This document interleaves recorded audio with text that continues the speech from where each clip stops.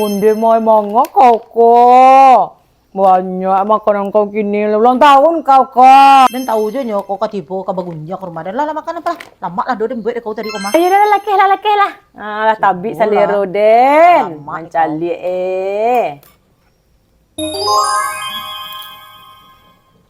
sama mak kok ada kau ya mai. Soncon kau mau buat kira ya.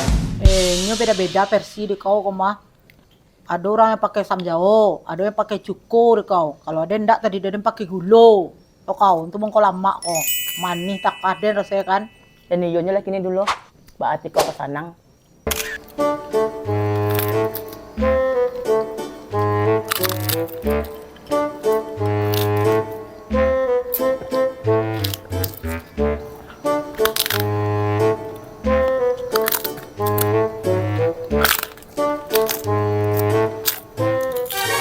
Saya dah kau mai.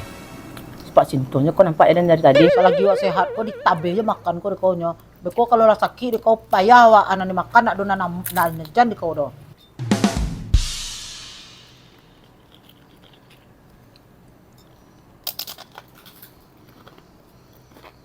Lemak lu kau ti. Ladu dah gilado. Coba lah kau lemak. Kau lemak sado aja. Cerek dan lagi lado lemak dia kau kemah. Coba lah kau ladu dah gilado kau. Lemak. Kau yang coba. Lemak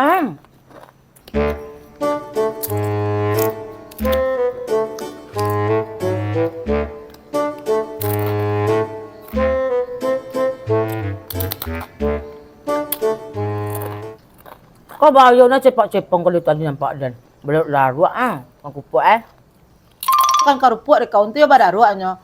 Kalau makan raga-raga, yo diam jadi kau nya kunyu-kunyu. Kalau ikut tu badaruak dia makan di kau nya dia bagi gigi mak. Si Pak Sintuang pajaku makan. Dan karajuan estek lo. makan deh kau Tia.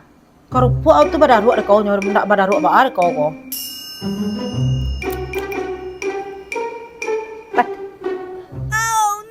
Wah, nak kerupuk dan di kau kau. Kau kerajuan dan ya. Sesuai permintaan kau tadi. Karupuk rasa raga-raga. Malah, patut lalu nak kau siram je. Ya, tu disiram malah do kau ke batu kau.